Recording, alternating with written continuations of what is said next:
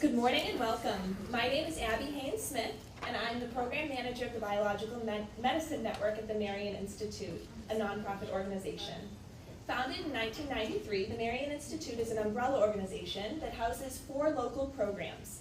The Biological Medicine Network, dedicated to the vision of complete health and well-being through the advancement, accessibility, and widening availability of biological medicine in North America. The 11th Annual Connecting for Change Conference, taking place in downtown New Bedford on October 23rd and 24th this year, right at Criterion Theater. It is a solutions-based gathering that brings together a diverse audience to create deep and positive change for our communities.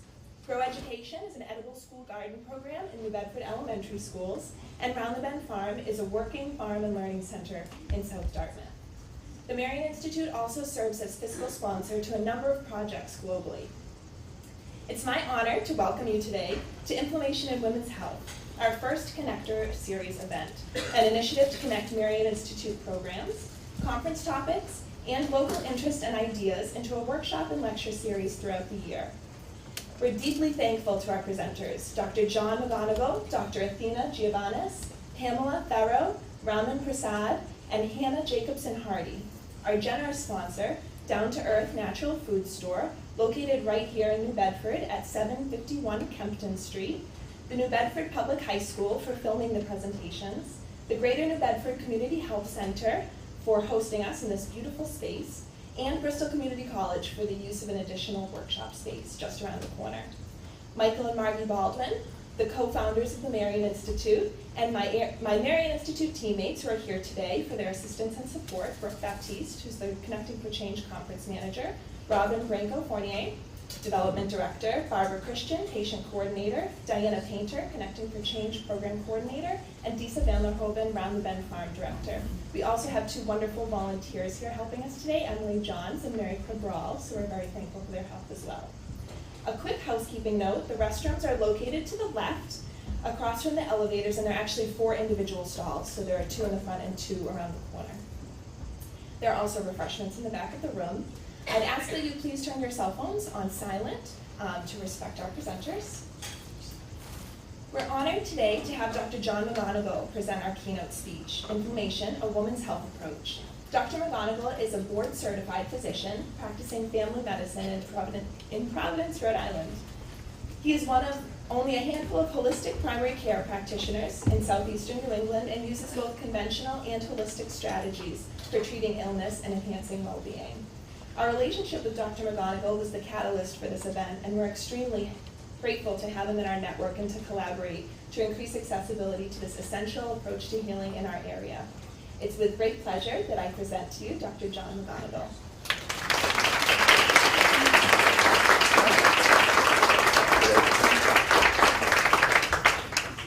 Good morning. Thanks everyone for coming. Thank you, Abby, and the rest of the biological medicine team for initiating this event and asking me to speak at it. I'm probably going to wander back and forth rather than use this. Can everybody hear me in the back? Well, yeah, okay. So 2 things I'd like to say initially. Number 1 is in regards to when Abby first reached out to me and said, hey, let's do a conference. Let's do it on women's health. And I said, I emailed back, wow, that sounds great, let's do it. And then I got to thinking to myself, well, what exactly is women's health, right? I mean, we throw that term around a lot, and I thought, well, obviously it has to do with, reproductive aspects that women have that men don't have. So I thought, well, are we going to do a conference on premenstrual disorders or infertility? Or I thought, well, I've been to that, and I've done that and seen that and thought about that, but what else, apart from the fact that women have ovaries and men have testicles, what's specific about women? I thought, well, women get heart disease, women get cancer. And then I started to think back on my own training as well as on my practice in Providence. And I thought, wow, autoimmune diseases, that's something which is inexplicably afflicting vast numbers of women as opposed to men. That is a women's health issue. Not that men don't get Hashimoto's thyroiditis or lupus or whatnot, but you'll see as we move on in the slides, it's radically disproportionate. This is a women's health issue that is not thought of as something we can only think about in regards to women. But, and the second thing I thought of, so that's how I arrived at this idea. Let's do women and inflammation in women's health. The second thing that I want to say is kind of a mea culpa, excuse me if I go off the rails in some of my speculations and perceptions here. When I started to delve more into, gee, why do women have such a disproportionate amount of the autoimmune disorders and diseases? There's not a simple article that you could just Google up and say, oh, this is why. So I looked deeper and deeper and deeper and had to come up with at least a provisional path as to why I perceive it as a practicing physician, as a quasi-academic medical scientist, as to why this is the case, because nobody really understands it. And there are also perhaps some reasons for that from a academic, medical research angle, which I'll talk about a little bit. So if anybody in the audience is a disinterested but knowledgeable observer and has different slants that they want to give me on what it is that I'm saying, or is an immunologist or a rheumatologist or a gynecologist or any interested medical professionals, please speak up. I make no claims for definitive certitude in what I'm about to share with you guys. I believe that I put together an intelligent and a thoughtful talk, and I've thought carefully about this, and I'd like to think that I'm a fairly intelligent person, but this is fairly speculative. The facts that I'm about to disclose and share with you are beyond dispute. The conclusions that perhaps I draw from them can be, interpreted in different lights depending on the experience and knowledge base of the person doing the interpretation. Okay? I think that it's probably prudent that we wait till the end for questions. But that being said, if somebody is just like burning inside and must know, yes. Can we have a show of hands of how many medical professionals are here? Does that include nutritionists? Uh-oh. All right. Thank you. You guys keep an eye on me. Make sure I walk the straight path. Though William Blake said, straight paths are the paths of wisdom, but crooked paths are the paths of genius. So hopefully we'll do a little bit of both. Right? Okay, so this is one of my favorite icons from the 13th century, Bulgaria, in a Bulgarian Orthodox monastery. And this down here, does anybody have a guess as to what that is? That is an antigen surrounded by antibodies. So this is the fundamental groundwork of the inflammatory process. All right. So Mary is looking down at the antigen-antibody complex, and the title of this is, rather tongue-in-cheek in terms of its kind of theatrical pomposity, but it gets across what it is I'm trying to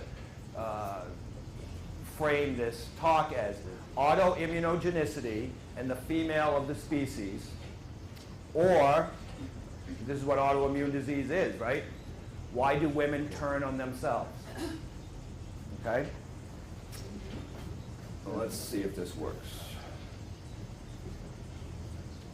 Okay, so objectives. Define autoimmunogenicity. Should be fairly straightforward, at least for the purposes of this conversation. Impart a general understanding of the society-wide impact of autoimmune disorders on women. Overview of the immune system. It's got to be fairly straightforward, just so that we have kind of a general knowledge base. Consideration of factors unique to women and their possible impact on prevalence and severity of autoimmune disorders. Posit a way of understanding the serious state of affairs. Suggest ways forward to prevent and ameliorate the situation. Okay?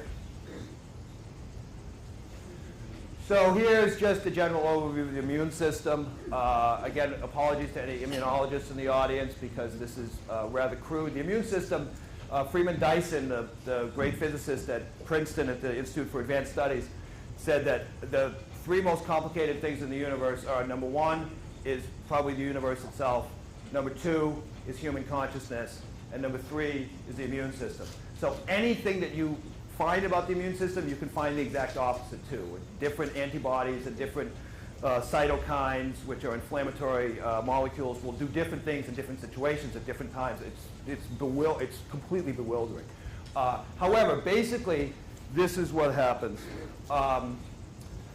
In the general sort of, immune system deals with bacteria and viruses idea.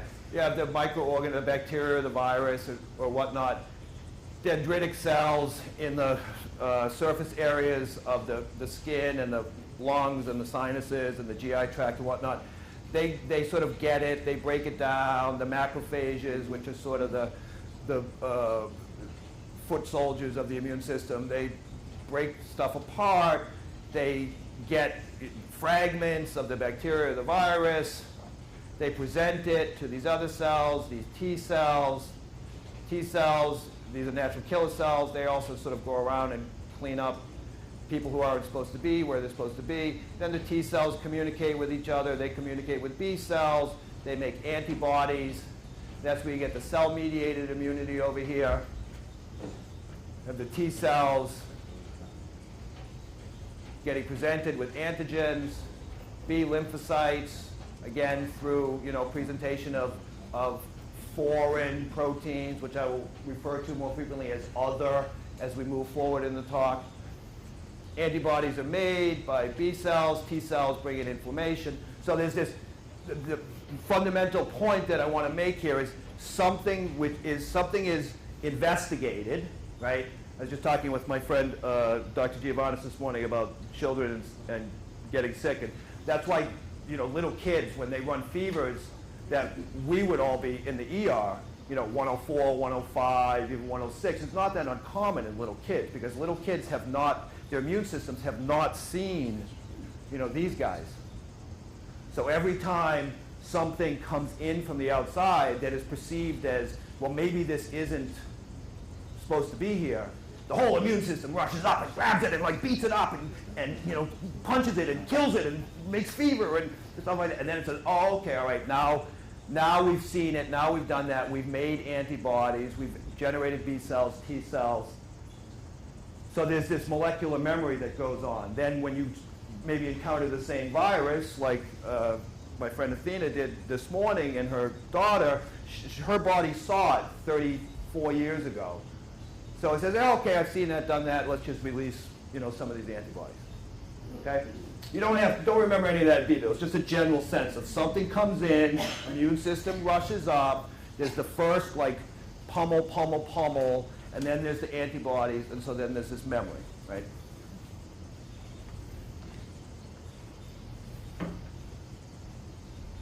Okay, this is a scientific definition of autoimmune diseases. Inflammatory diseases of unknown origin. Okay, so if you get pneumonia and you got bacteria in your lungs, that's not unknown, right? We know the bacteria's done it. So inflammatory diseases of unknown origin which cannot be explained by any obvious cause such as infection or allergen exposure, right? So spring allergies is not an autoimmune disease, though it's mediated through the immune system. Should be chronic, lasts for a period exceeds a normal acute inflammatory phase of 3 to 4 weeks. Occurrence of autoantibodies targeting some relevant tissue is often but not always present. Classical autoimmune, such as multiple sclerosis, rheumatoid arthritis, diabetes mellitus, type 1, that's the one you get as a kid, right? Systemic lupus erythematosus. So autoantibodies targeting some relevant tissue is often but not always present. In diabetes mellitus, the immune system destroys the pancreas. There's antibodies, there's action directly related to a relevant tissue, but we don't always see it so clearly as that. Then there are borderline cases such as the spondyloarthropathies and inflammatory bowel disorders. So these would be the ulcerative colitis, Crohn's disease, irritable bowel syndrome. This is ankylosing spondylitis and other things like that that have to do with hips and whatnot, okay? Plus, I just like to say spondyloarthropathy. It's fun to say. There's an obvious inflammatory component to things such as psoriasis and atherosclerosis. I'm not going to go anywhere near this. This is like, you know, the inflammation is probably at the core of the vast, if not all, disease processes that we deal with, including heart disease. But this is like way out there science, and I'm not even going to touch that. Psoriasis, some of these other things, are, you know, it's obviously got an immune component. Is it actually autoimmune? Not sure. I would argue yes. Some people would say no. So traditionally, autoimmune diseases, from the time they were first described in the late 19th century, early 20th century, they were viewed as the autoimmunity as the forbidden self. So that there was an aspect of the body that was forbidden to the body as a whole, or in the interest of the body as a whole. And so therefore that forbidden self was locked away, you know, in the cellar or locked away in the attic room. But every once in a while it would creep out the window and climb down the, you know, rose bush, and the immune system would go after it. So that's the forbidden self, horror autotoxicus.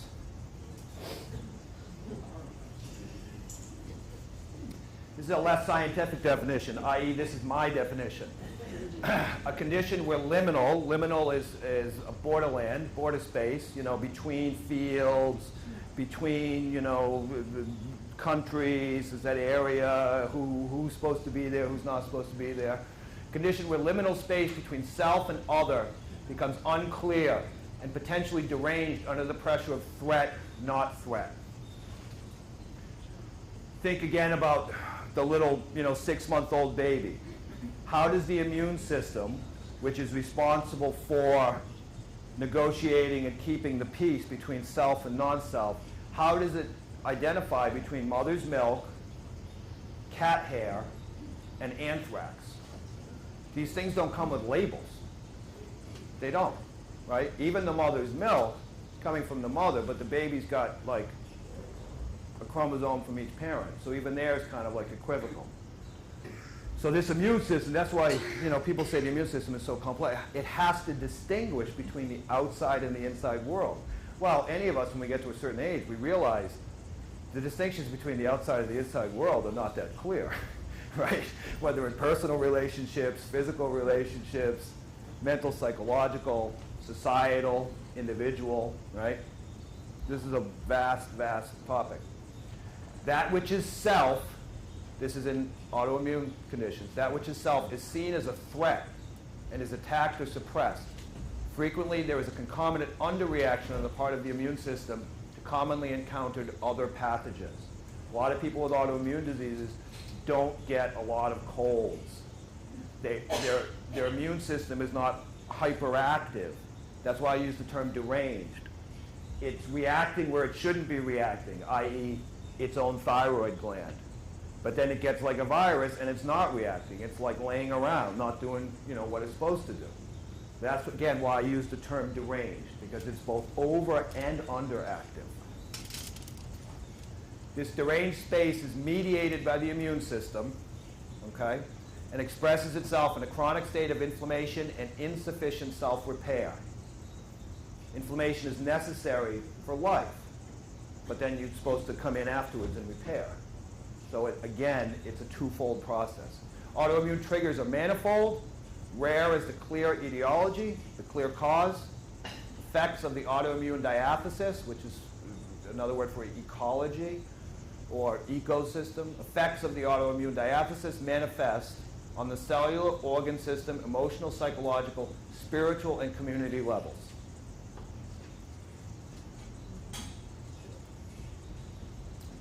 The epidemiology, the widespread incidence or the occurrence within a certain geographical or societal area, in the case of autoimmune diseases, is difficult to pin down. Prevalences range everywhere from 8, so there's, let's say, 350 million people in the United States, roughly. So 8 million people in the US to 50 million, which is the American Association of Autoimmune and Associated Disorders website. So they're going to advocate probably high. They're going to interpret things high. 8 is sort of an old number. 24 is the CDC, right? So the United States government, which we like to think of as being fairly conservative in these matters, is saying 24 million people, right? So that's what, 7% of 350 million? Estimates as high as $100 billion in health costs each year. It clusters in families.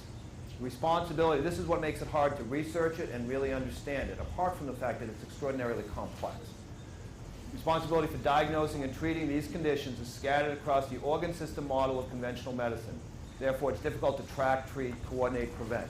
So, the way, I'm a family doctor, and so I like to see everything and like to think that I can, perceive and diagnose and treat everything.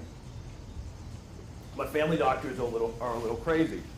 Most of the medical system is divided into subspecialties, right? We all know this. We all bemoan this. You wouldn't be at a conference like this if you thought that the best medicine you could get was like to have 17 appointments up at Mass General with 17 different specialists. It makes it hard to track this, right? Because who handles the Hashimoto's thyroiditis? The endocrinologist. Who does the multiple sclerosis? The neurologist. Who does the rheumatoid arthritis? The rheumatologist. Who does the lichen planus or the psoriasis? The dermatologist. So everybody is looking at their own organ and trying to understand that these things are all, for instance, we have people called oncologists, and they deal with cancer. Now, some of them specialize in different cancers, but all cancers are seen as a common disease process or a common biological organ system impact. It's not the case with autoimmune diseases. Each one still silos into its separate place. And therefore, the research funding is also equally scattered. The gathering of data, the gathering of impressions, the case series, the patient reports, it's all, the dermatologists are talking to the dermatologists about psoriasis, the endocrinologists are talking to the endocrinologists about diabetes and thyroid, hypothyroid disease. Makes it hard to truly understand, truly assimilate. Okay, so here's autoimmune disorders in women. It's a top 10 leading cause of death in women under the age of 65. It's the 4th highest cause of morbidity and disability. Again, women under the age of 65. Particularly strikes young and middle-aged women. These statistics are from Department of Health and Human Services, CDC, Autoimmune website. So these are the ratios. This ratio actually, I couldn't find a good slide that had all these. Hashimoto's thyroiditis, this is probably 50 to 1, women to men. And then if you throw in Graves' disease, which certainly could also be considered a thyroiditis. Itis is inflammation of thyroid, inflammation of thyroid. So that's enormous. Lupus, very high. Sjogren's syndrome, very high. Liver, these are liver diseases. This is one of the big ones that contributes to this. Premature liver failure, I think it's like the 6th leading cause of death in women 35 to 44 in the United States, which is probably mainly from this. Hepatitis C, alcoholic cirrhosis and whatnot, that usually gets people a little bit later, 50s, early 60s. Doesn't get people in their 30s, unless they're really sorely afflicted. Scleroderma, rheumatoid arthritis, MS, myasthenia gravis. It's a whole long list, but I didn't want to pack it all into tons of different slides. So now you see where my thought process was in terms of, all right, let's do a conference on women's health. What is women's health exactly? This is an issue of women's health. Men get it too, but this really does have an enormous impact on the female of the species. And this is strange. To me, it still is. It's very clear to me why women have a higher incidence of ovarian cancer than men. That's pretty straightforward, right? It's clear why women have a higher incidence of menstrual disorders. Again, right? Okay, well that's a woman's issue. But why is this a woman's issue? You know, women have more breast cancer than men. Not entirely. It's not 100%. Men, 1 to 2% of breast cancers are in men. But again, it makes sense, right? Does this just off the top of their head make sense to anybody?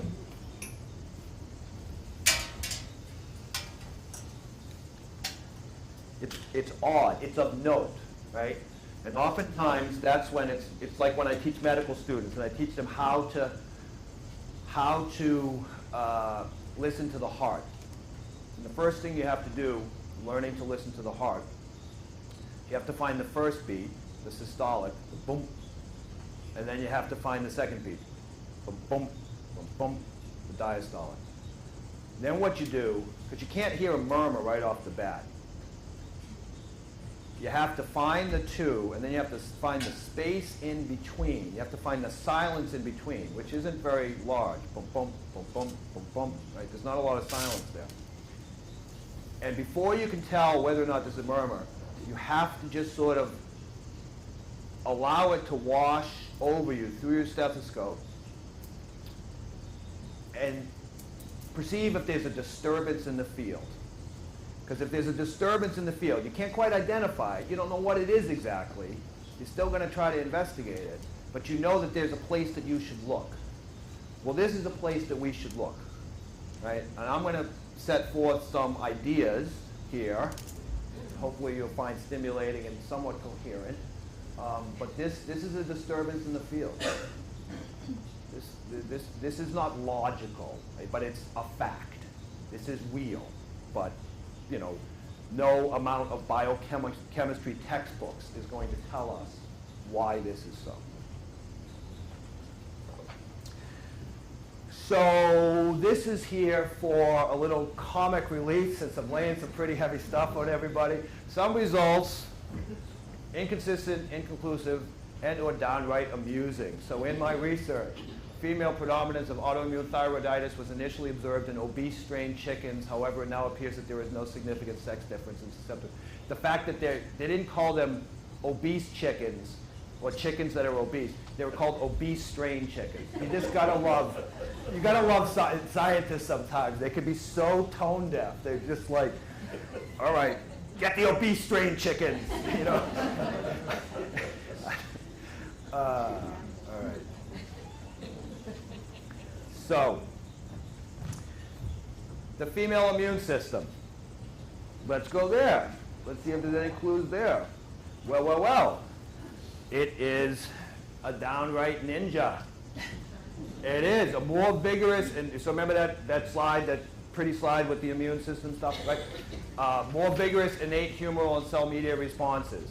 What does more vigorous mean? It means higher levels of antibodies initially, higher cytotoxicity, higher inflammation. You know, the female immune system does not fool around. You put transplants, you give women kidney transplants, liver transplants, heart, lung transplants.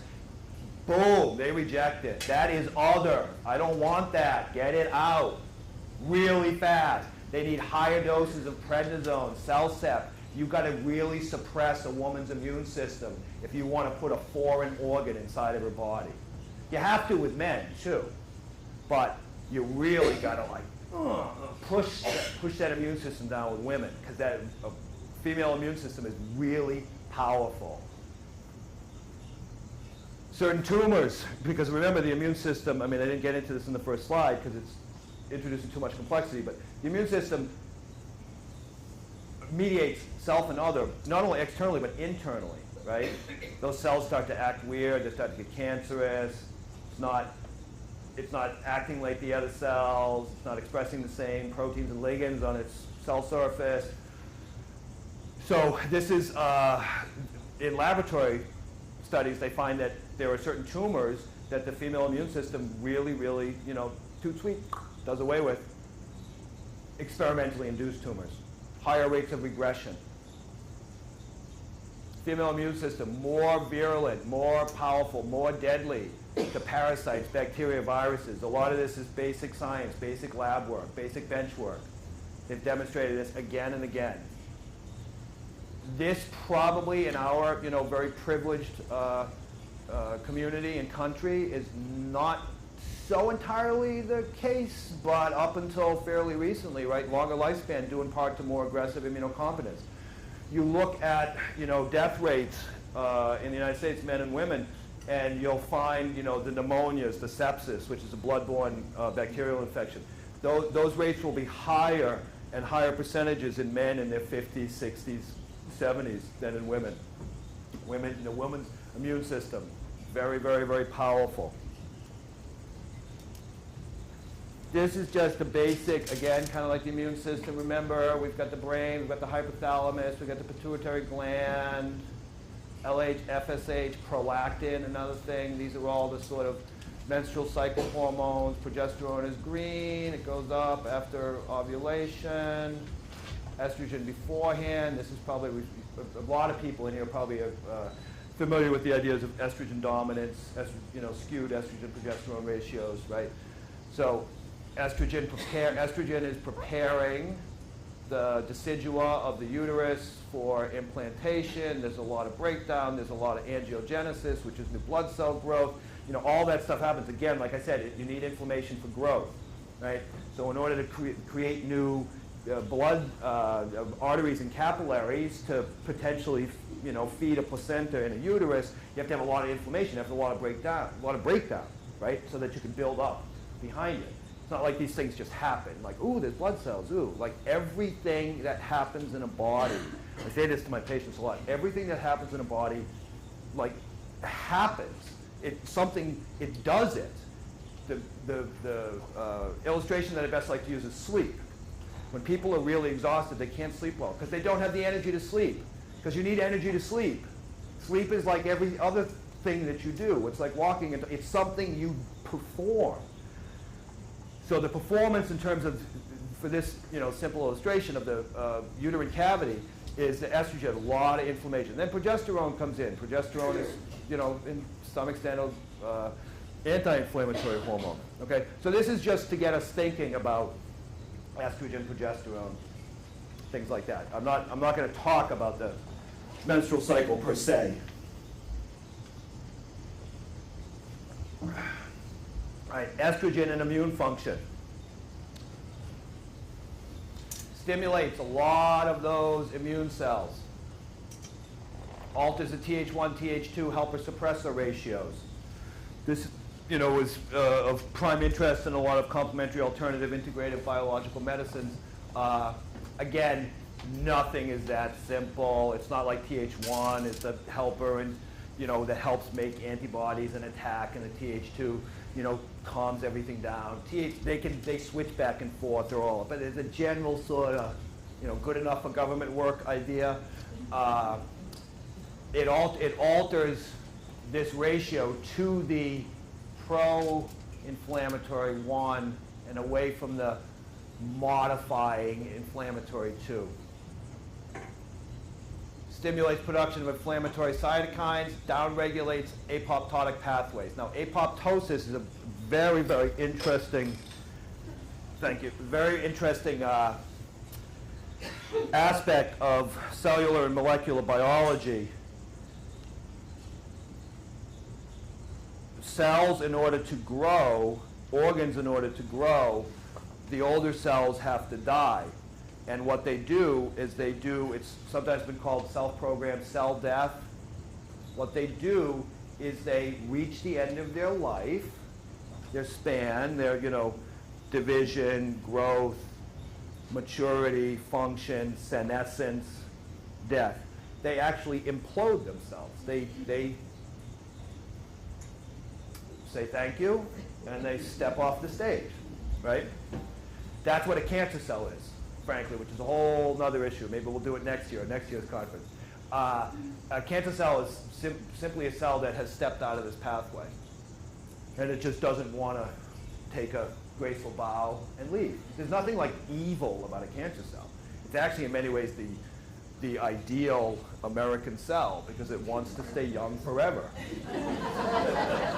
I'm serious, and it's funny, but it's true. It's really true. It just wants to live forever and have, go out every night and have a party. And so therefore it doesn't make way for the next generation, right?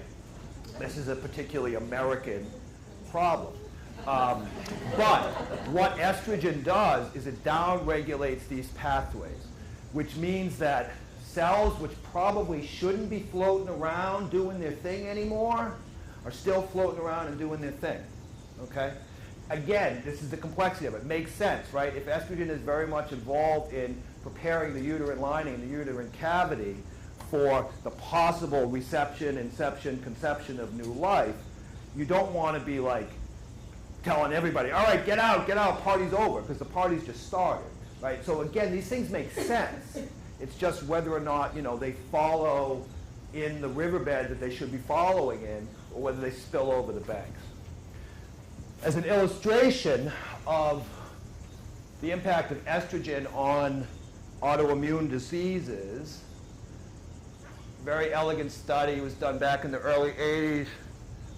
Sex steroids in systemic lupus erythematosus-like disease in this particular mice strain. This is not the obese strain chickens. This is the black-white mice. Okay? Black-white females have an accelerated lupus-like disease and die earlier compared with males. Okay, so that's just female versus male. At 8 months of age, there was 100% mortality in estrogen-treated male mice.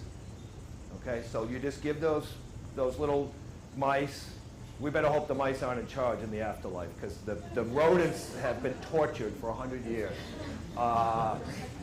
So you take the males and you give them estrogen, so they still got the testicles, they still got the XY, but you just put in endogenous estrogen.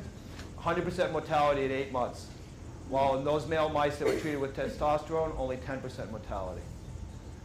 Estrogen enhanced these are the early antibodies, these are the late antibodies. Testosterone reduced the antibodies. Same thing here. Estrogen enhanced injury to the kidney, which is one of the prime sites in lupus injury. Testosterone, again, calmed that down. Testosterone beneficial. And this is, there's more and more and more of this data, but it was not these studies, it was not my intention to come here and give you, 27 different studies. This is just what I took to be a very illustrative, an elegant experiment that helps support the relationship between this, and this. Prolactin, like most things in life, quadrillions of effects, biological systems, you set in motion, 27 billion variables, and nothing is just one thing, but this was first initially seen as the lactogenic master hormone, pro for lactin, lactation, milk, okay? Prolactin is also involved, prolactin goes up and down over the course of the menstrual cycle, also has impact like estrogen, progesterone, but in this case, it's more immunogenic and inflammatory like estrogen. Upregulates BICL2, which is an anti-apoptotic protein kinase. Downregulates BAX, which is a pro-apoptotic protein kinase. Again, same like for estrogen, reduced incidence of apoptosis, further enhanced lifespan of cells that have maybe outlived their usefulness. Upregulates inflammatory binding sites. A cytokine is just a general term for inflammatory proteins that are secreted by immune cells. So upregulates the binding sites, making the system, the body, the organs more sensitive to inflammation, especially in the breast and the uterus. Okay, cramping, breast tenderness, through cycle, estrogen. A lot of women, once the period comes, estrogen goes down, progesterone goes up. A lot of those symptoms go away, right? Or so I'm told. and I believe what I'm told. Prolactin enhances B cell generation, a lot of the antibody generating cells, stimulates splenocytes, spleen is over here, plays a large role in immune system function and virulence. Again, impacts Th1, Th2 towards the helper pro-inflammatory, away from the ameliorative, modulating Th2.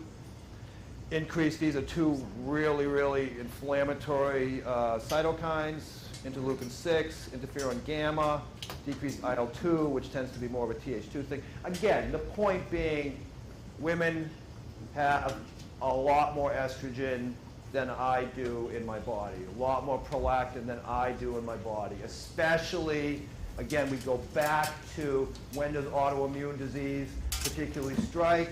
Under 65, 15 to 50, 55. Of course, there's 5-year-olds, there's 80-year-olds, but the predominant thing is around the cycle, when all these hormones are going like this.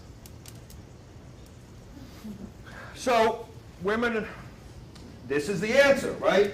So I asked myself, why do women have such a higher incidence of autoimmune diseases?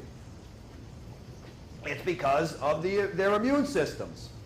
They can't help it. Their immune system is just like anything that comes in from outside. We're going to get it. We're going to nail it to the wall. We're going to inflame it. We're going to cytokine it. We're going to antibody it. We're going to interferon gamma it. That's the, right? So that's why. Strange fact, there's a solution. Women have a super, super powerful immune system that will not stand something other messing with her, right? Except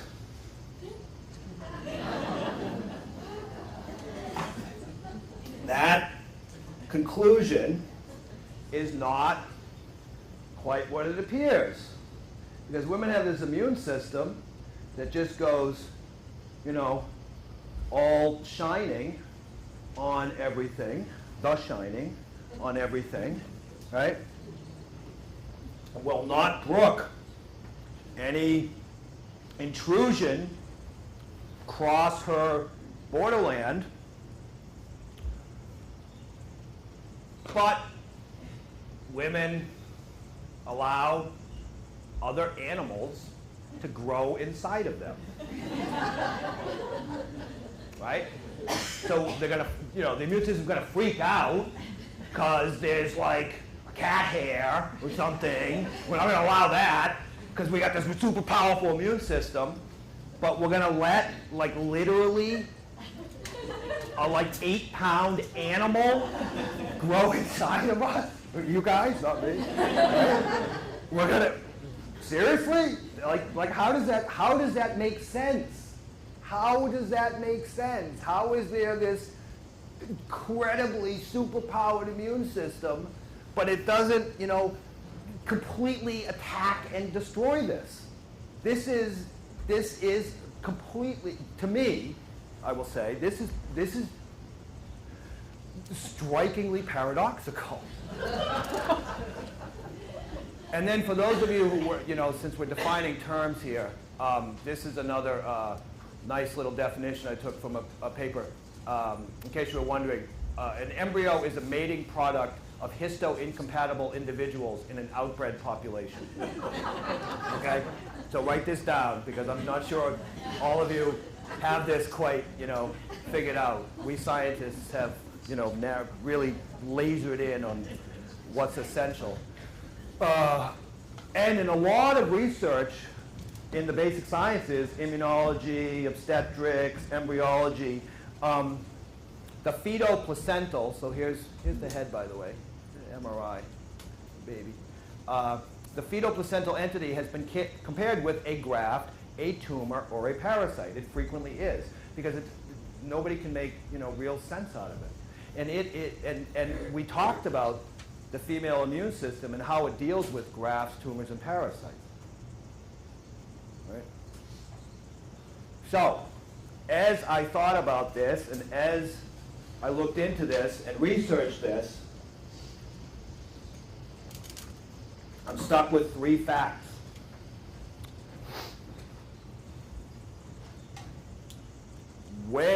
high incidence of autoimmune diseases in women. Way high. It's not like a little bit, like way high. All right, you're just going to stay there. Way high incidence. Super powerful, or more powerful, more vigorous. Powerful is the wrong word. More vigorous, more like run up and like, what are you? What are you? I'm going to get you. I'm going to get you. Kind of immune system in females as opposed to males. Those are facts. And then this is a fact. None of us would be here if this weren't a fact. How do they reconcile? It's really very paradoxical. So tolerance of the other, right? There's that self-other. Progesterone levels are high. The placenta is fascinating. Placental uterine interaction. Placentas are very, very fascinating. It's an organ, right? It's like a kidney. And it grows, and then it expels. And then, like, it grows again later on. Reappears. It's not the same placenta. Placenta is very interesting. The placenta itself secretes large amounts. So progesterone levels are high early on, and the placenta itself secretes large amounts of progesterone. Lowers inflammatory excitation. Again, monkeys with this balance towards the Th2. Placental growth hormone modulates the inflammatory response. There are high numbers of these immune cells at the uteroplacental border, at the implantation site. And what they do is they dig into the uterus so that the uterus can plant, and the capillaries and arteries between the mother's system and the placental system and the fetal system can sort of merge, almost like an estuary, right? Like down the Acushnet River where it meets the sea, right? Coming in and going out and coming in and going out. There's high numbers of these cells because inflammation is necessary. But the placenta, as well as the woman's hormonal balance, but the placenta itself also secretes stuff which educates the maternal immune cells in the local environment. It not only attracts, the placenta attracts the cells, but then educates them. It downregulates these major histocompatibility ligands and proteins so that the immune system isn't quite sure, is this self, is this other, I don't know, but we just feel like tunneling, so let's tunnel. It's very, very mysterious. In addition, fetal cells escape through the estuary, out the Acushnet River, into Buzzards Bay. They escape into the woman's body because of the high levels of progesterone growth factor, whatnot. Woman's immune system is chilled. Oil is poured on the waters in pregnancy, especially as the first trimester ends. So a lot of first trimester, again, everything is way more complicated than I could ever say or any of us could say on a Saturday morning. But a lot of that first trimester difficulty is due to this high inflammatory stuff which is going on. As the months progress, the immune system, oil on the waters, fetal cells, known as microchimerism, spilling into the whole system. Again, immune system is like, well, it's not really supposed to be here, but we were told that we should just sort of relax, so we're not going to do anything. So that can induce a kind of tolerance or energy, which is non-energy, non-exuberance. All right, so we're still in between this paradox. I'm still in between this paradox. How do I figure this out? I'm not going to figure it out, but how do I, at least to my own satisfaction, and feel like I'm, giving you guys an intelligent and well thought out talk, how do I synthesize these things? So, what makes a calico cat a calico cat? Does anybody know? Pardon? It's female, right? Female chromosomes. What does that have to do with that? Right, they have to be female. Anyone know that? Know why? Okay, so I'm sure you all know this, right? My chromosomes are XY, right? And essentially we're going to make things simple. We're not going to talk about XXY and X null and stuff like that. I'm XY, you're XX, okay? You cannot, though, have two chromosomes both replicating genetic material in the same nucleus, right? Each cell inside each nucleus is one chromosome. You can't have two X's, right? Because you got one X from dad and one X from mom. And they got it from their mom and dad, so they're different, right? Those X's are not identical. One is a paternal X, one is a maternal X, right? So what happens is that this is all one X. Let's say it's mom's X. I don't know which is which, but let's say it's mom's X. And this is dad's X. And that's why it can only be a female. Because if it was a male, it would be XY. Okay? There's a very peculiar situation in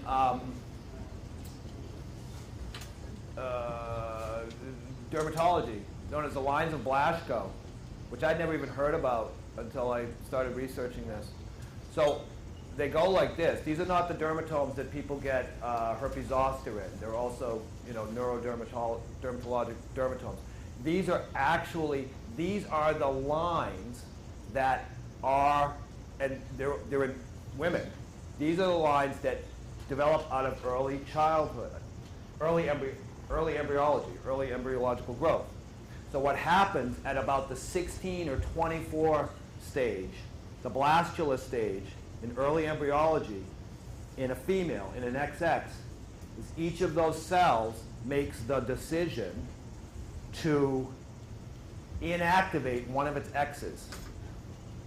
And every cell that derives from it after that, from 24 cells to 24 quadrillion, is derived from one of those original 24. And they migrate.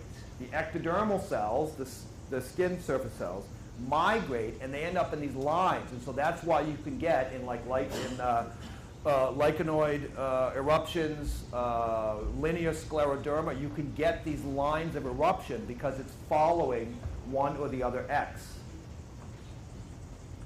Complicated, but you'll see where I'm going with it.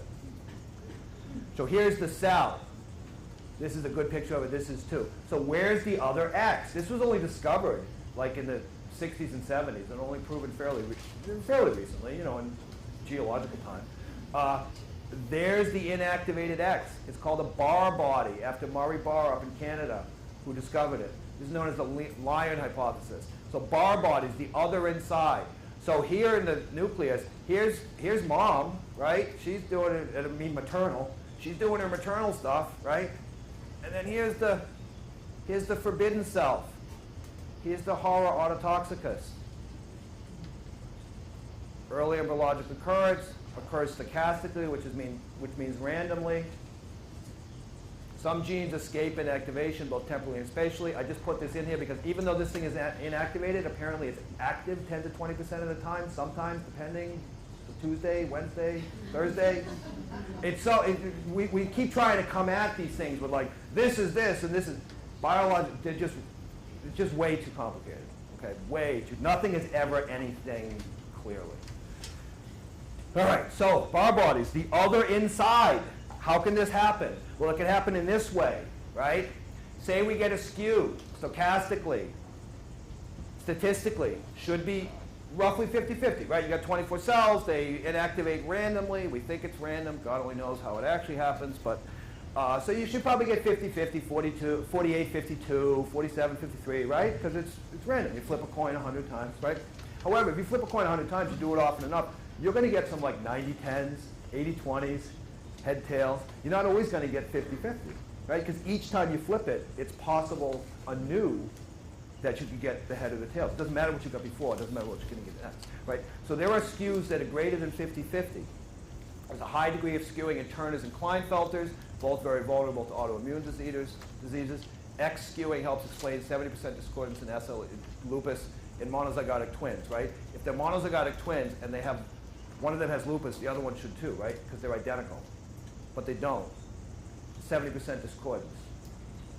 They've analyzed the cells out there, and they find that one of them will have a higher preponderance, one of the twins has a higher preponderance of either maternal or paternal X in their full expression. Now, how does this work? Say from that initial stage, you end up with 80%, 20%, 90%, 10%, you know, maternal, paternal, what have you, right? Immune cells, they're in the thymus. That what the thymus does, the initial immune cell, this has to do with apoptosis too. Cells which are found to be autoreactive are supposed to apoptosize. They're supposed to take themselves out. That's the first step in the immune cell, the functioning and the development of the immune system. Say you got 90-10, you know? You have 90% of your paternal X and only 10% of your maternal X.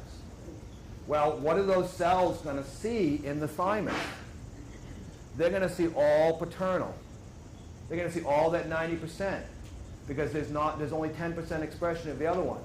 So they are not going to be trained to not react to the maternal. When they encounter the maternal out in the periphery, they're going to see it as what? They're going to see it as other.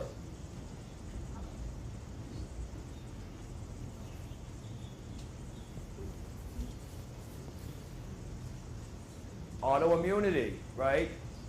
Turning on self. It's not just lupus and thyroid. Insomnia. Remember I mentioned insufficient self-repair? Higher by 50% in women. Anxiety, twice as prevalent as women. Anxiety to me is a classic psycho-emotional autoimmunity. Because autoimmunity is overreacting to something that should not be reacted to. What is anxiety? Anxiety is, right? If Abby, pulled out like a tiger and ran up here, we should all be anxious. That's a healthy response. It's not, anxiety is auto-inflammation of the mind. Depression, twice as prevalent in women. This, I say with all sadness and seriousness. Suicide, 4 times as prevalent in women. Suicide attempts. Men are actually 3 or 4 times more successful, but that's because they use guns, right? There is no, and again, I do not say this with anything but seriousness and gravity.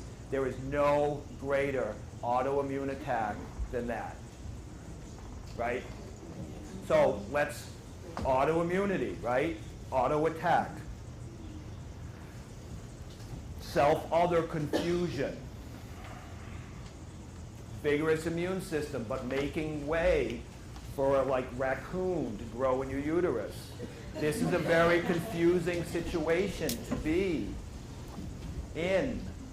As a woman, there is a lot of what's boundary, what's not boundary, what's my interest, what's someone else's interest. What should I give, what should I take? Who should I be? Who could I be? Who could I have been? Who should I have been?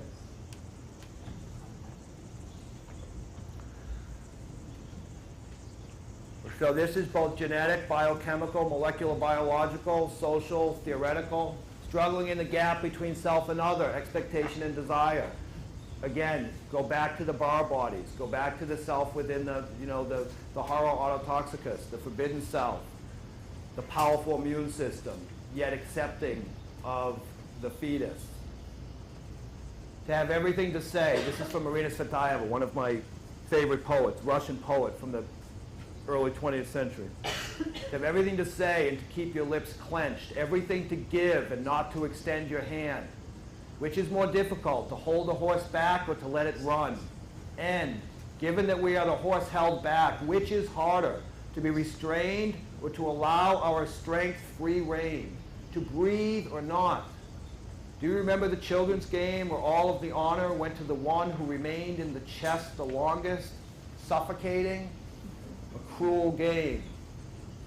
Audre Lorde, American poet.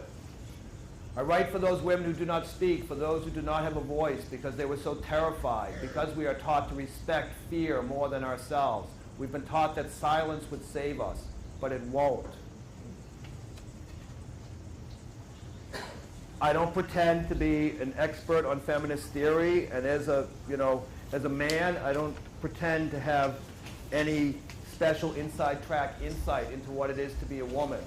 But in loving women and trying to understand these facts which I've laid out, I arrive at places that resonate with me from what I've read and what I've been told by the women who I've cared for and loved in my life. Objection, objectification, right, is another way of doing self-other to women. We all know this happens all the time. In my practice, I see these, teenage girls and what they go through, and as women get older, they still go through that. How they look, how they're thought of. Everything is used. Women's breasts are used to sell everything in this country. So objection, subjection, both subject-object confusion as well as subjection, suppression, oppression. Abjection, an idea of a great, brilliant French theorist named Julia Kristeva. Abjection is that which disturbs identity, what does not respect borders, positions, rules. Nausea makes me balk at that milk cream, separates me from the mother and father who proffer it. I expel it, but since food is not an other for me, I expel myself with the same motion with which I establish myself. She talks a lot about milk, breast milk, menstrual blood, vomit, things that blur the distinction between is it me, is it not me? I thought it was me, but it's now outside of me. How can it be me? These are, because you have fetus, because you have labor and birth, because you have menstrual cycles, these are not particular to women, but these definitely relate around the woman's body. There's a lot of fear and loathing which is put onto bodily processes in our culture, and women through menstrual cycles, through births, through expelling, through big breasts that are leaking milk. Is it self? Is it other? This engenders fear in the Western mind, because I am me. I stand on my own. I'm only me, and you guys are all you. Well, this blurs the boundary between the two. Kristeva refers to that as abjection. Simone de Beauvoir, from puberty to menopause, woman is the theater of a play in which she is not personally concerned. The menstrual cycle is a burden and a useless one for the individual. It is during her periods that she feels her body an obscure, alien thing. Woman, like man, is in her body, but her body is something other than herself. So, when I first saw this slide, individuation on this chart, individuation on the path to wisdom is a Jungian term, or solidly, finally skewed. So this is in regards to women as they age. Anybody know why this is purple? Remember that book, When I'm Older, when we were purple? So I made this look purple. So when I first read it, when I first saw this, which was in a really great article on lupus and X skewing, mosaicism, remember we talked about that before? So this is greater than 75% skewed, greater than 80, greater than 90. I didn't really understand it, because here's, greater than 60, greater than 64, greater than 101. The skewing, as you see, it gets greater as the woman ages, which initially I thought, I literally slept on this. I didn't understand this, how this fit in. I thought, oh my God, the talk is in like 4 days. This torpedoes the entire talk. What am I going to do? But I have 3 young kids, so I figured I'd call Abby and be like, the kids are sick. I can't do it. Like, I had it out. But I slept on it, and it started to make sense, because these are childbearing years, and this is the time when young people coming into their responsibilities as an adult, bearing children, making their way professionally in a community. This is when you're really trying to assert like who you are, who could you be, and whatnot. And this is when the balance between, again, for simplicity's term, the balance between self and other I'll be done in like 2 minutes. The balance between like self and other is most close. And as people get older, they're like solidly, finally skewed. Look how high it is, greater than 101. 67%. One of those X's has just dropped out. Again, this is weird, right? I see the look on your face. This is strange. Like, how is it by the time you're 100, like, you've lost all your paternal X's? It's a strange world. Facts. Just the facts. Just the facts. I think it's quite possible, but this is a stretch, that as people age, they just say, you know what? I am who I am. I'm not going to ride on the knife's edge anymore and keep cutting myself. This is who I am, 67%, 1823, as compared to 3, 4, 5. That's it. I'm skewed, and I'm going to stay skewed, and that's just the way it is. And you can go. All right. Ways of absorbing and digesting all this and forward. Fine. So this is me getting to speculate for an hour. I appreciate it. Hopefully I've stimulated people, but the people coming after me are the ones who are going to actually give you, concrete things that you can put your hands on, right? And that's really what's important here. Find space and time for self-expression, right? Self-other, sleep, exercise, eat whole foods, detoxify in all of its ramifications. This is going to be the subject of the next hour and a half. Cultivate low inflammatory environments within and without. What does that mean? Well, again, you can take some of what I'm saying generally, but you're going to get details as we move on. Find depth and intimacy, explore spiritual borders, I and thou, which is a Martin Buber Hasidic Jewish idea and term, as opposed to me and you, right? Self and other working together as opposed to in opposition. In that regard, community-wide efforts value women's voices and choices. I think we can all deduce various things from what I'm saying here in terms of women being confused, being pushed, am I this, am I that, what should I be? Engage community in a spirit of cooperation and esteem, self and other working together. Enough zero-sum games. Next, every time I hear this, I want to perform violence, and I go to a Quaker meeting house, so I don't generally feel that way. But every time I hear that kind of shit, it really makes my blood boil. Support sustainability and growth, i.e. self and other working together, as opposed to profit and exploitation, right? That's you. I'm going to take it from you, or you're going to give it to me. That's the self-other split. This is the self-other union, cooperation, local, regional, national political pressures to afford women the opportunity for free exercise of choice in whatever role she chooses, right? Here's a select bibliography. Special thanks to Kate Bowie McGonigle, my wife, my friend Claudia Ford, Nicholas Canello, Amber Brooks, the Marion Institute and the Biological Medicine Network. The Marion Institute, the Biological Medicine Network, those of us who are here, we are all hopefully in our own way working towards I and thou, working towards sustainability, working towards working together, okay? So the Marion Institute is a force in regards to this in a very positive and wonderful way. My friend Giovanna, Ramon Prasad, Pamela Ferrero, Kerry Hughes, thank you all for following up on this and picking up the pieces from all the mess I've made. And it's great to be the first speaker in the Connector Series for Change. Thank you very much.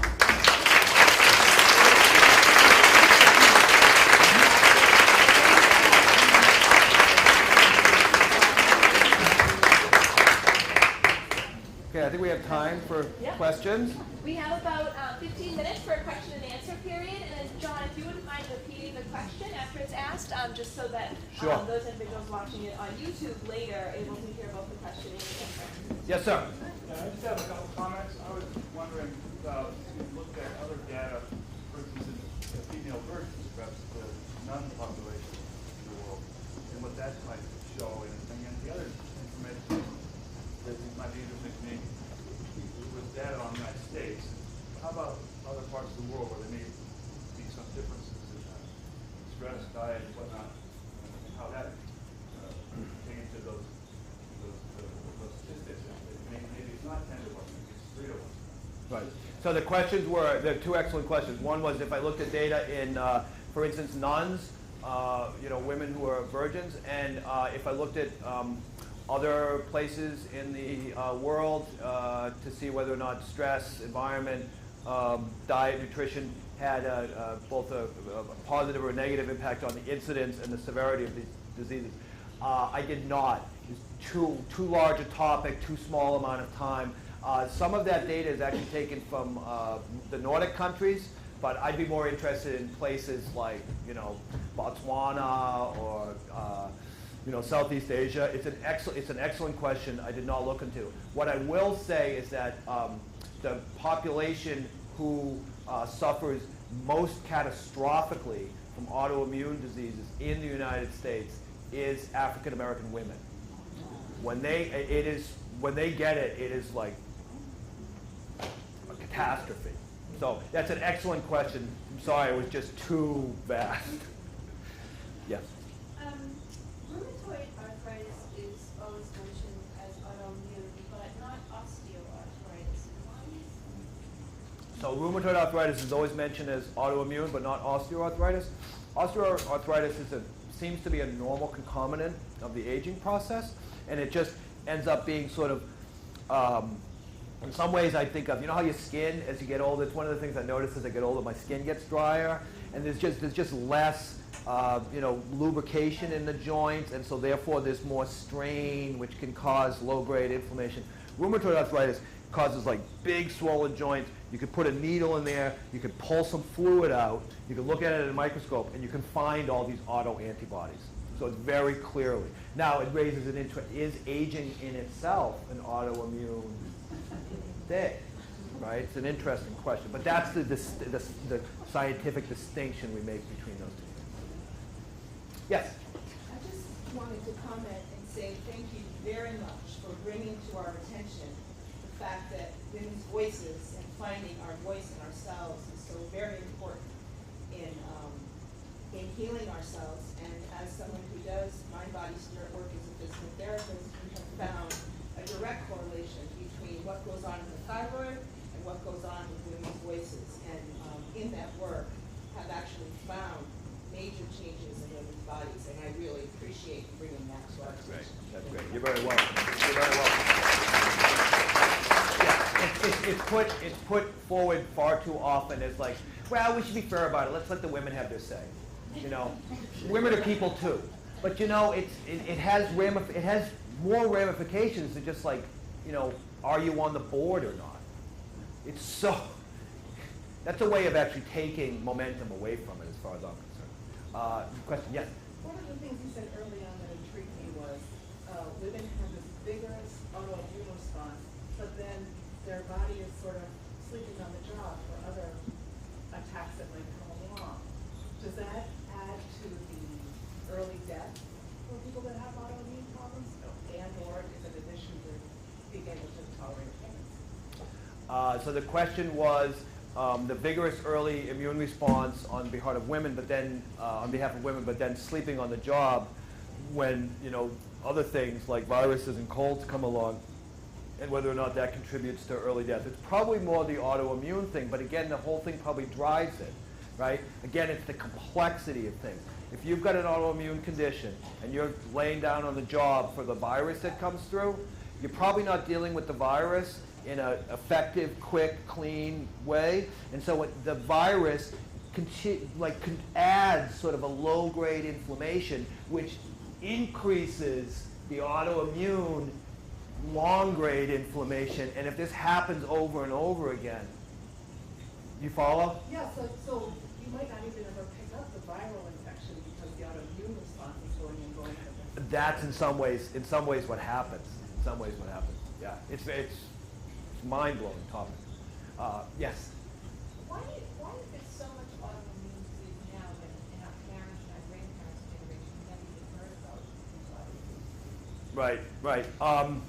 That's a $1 million question. Why is there so much autoimmune disease now as opposed to in our parents' generations?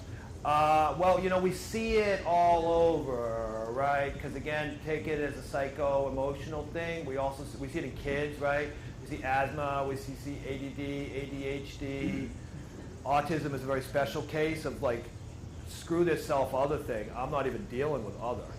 I'm just turning away, right? So I think a lot of it has to do with intrusiveness and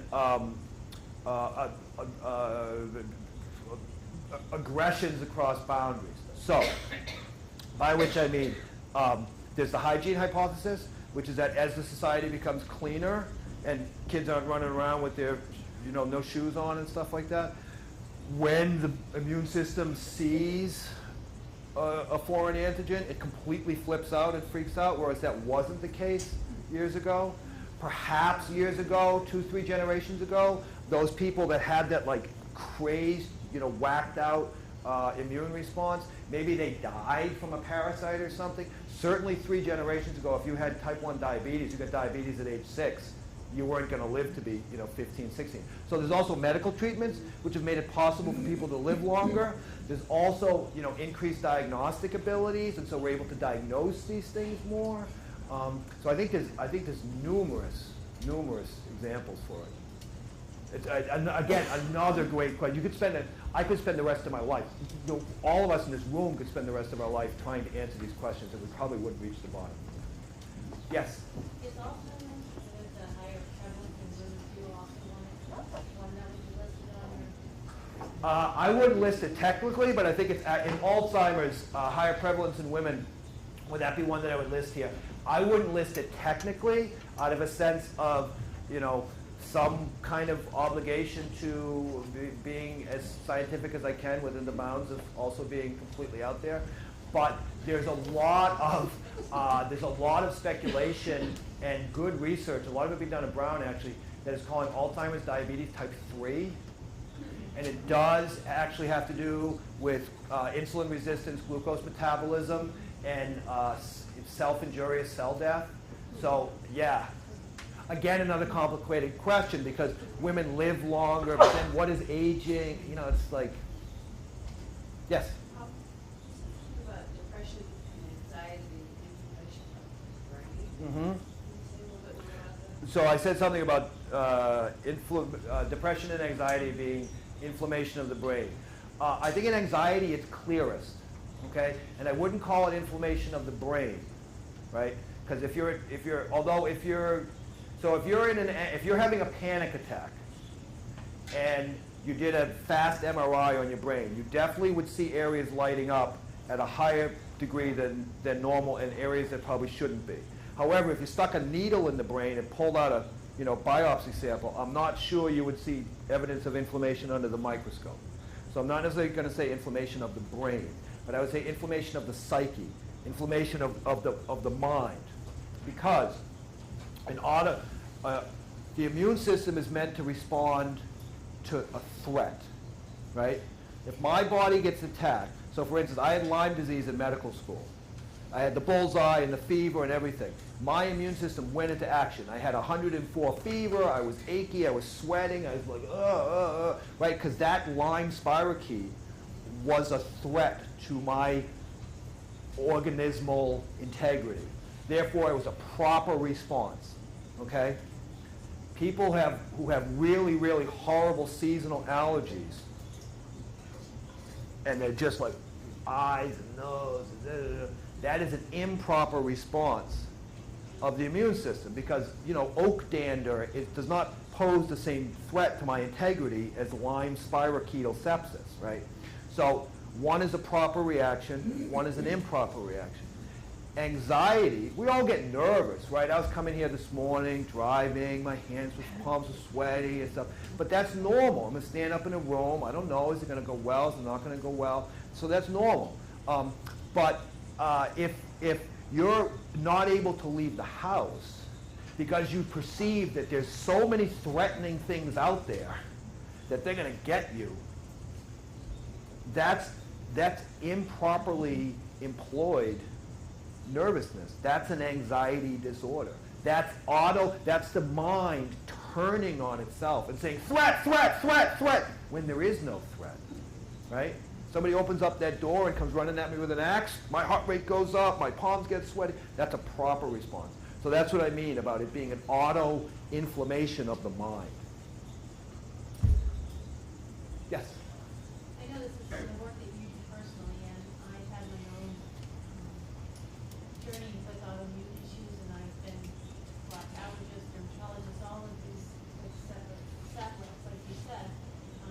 And I've been lucky to find a few people who do more functional approach, but where can you go?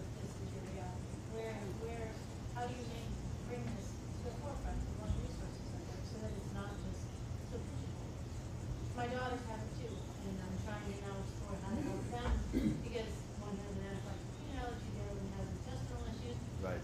My pediatrician says, well, no, you just don't give her the food that seems to bother her. They're not helping me get to what I know is a root cause and is a familial. Right. So the question is, where, if one is confronted with these things, where does one go in a practical fashion as opposed to from specialist to specialist who all say shrug their shoulders? You know, that's the kind of work that the Biological Medicine Network, Marion Institute is doing. I'm working on my own behalf to try to propagate, you know, more people who are able to deal with this. I think you probably get a lot more sympathetic, empathetic, and effective ear outside of the conventional medical system, i.e., you know, herbalists, acupuncturists. You know, there's some awful good chiropractors out there, people who understand functional medicine doctors. But you know, the answer, sadly enough, is, as you know, is that there aren't enough people addressing this in a holistic fashion. Yeah, but I would reach out to the Biological Medicine Network. I think they probably would have some referrals in the area. Yeah. Sorry, I don't have a more. I know. Yes, ma'am. Aside from the concept of skewing, which is a new one for me, and that's really interesting, my question is, I mean, you can have a very active immune system. That doesn't explain how the body jumps from recognizing self as other. And I thought that mechanism was molecular mimicry. So, did I miss something? Is that it, or is there more than just that? So the question is, how does the body jump from self to recognizing, you know, self as other? And the questioner thought that the mechanism was molecular mimicry, and is that the case? Molecular mimicry plays a role, but there's so many other things involved. It's very, very.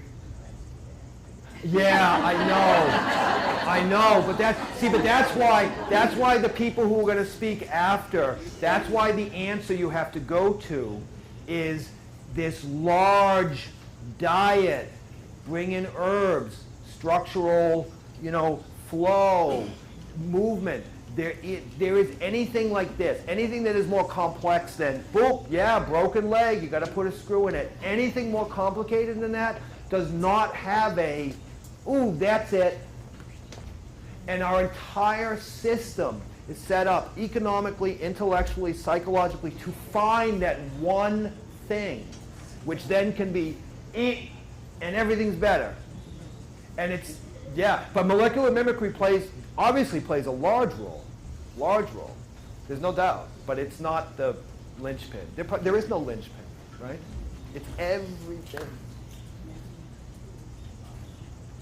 Okay, thank you all very much.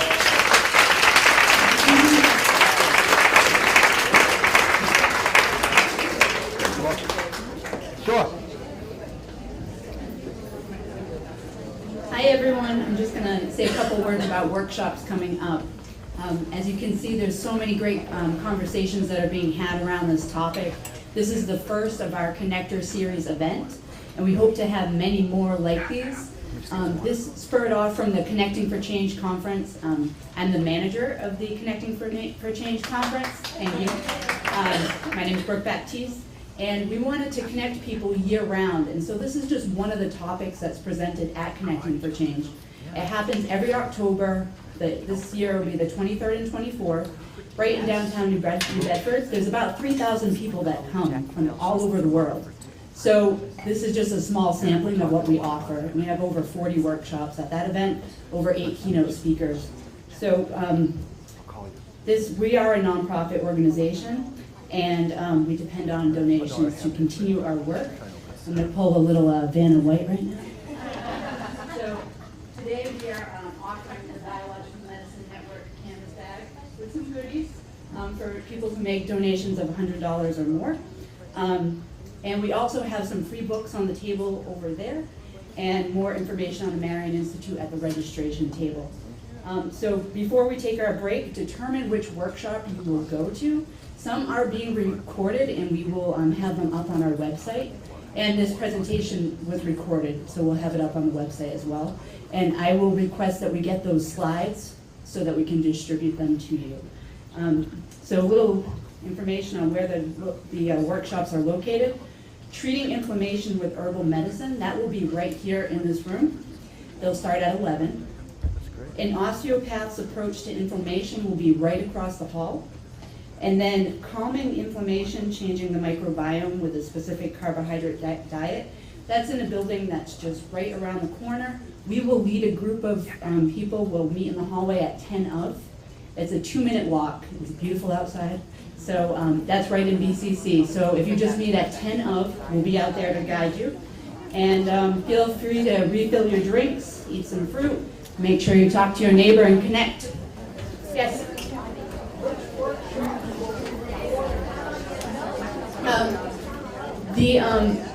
This workshop, the herbal workshop, will be recorded, and calming inflammation will be recorded. Thank you.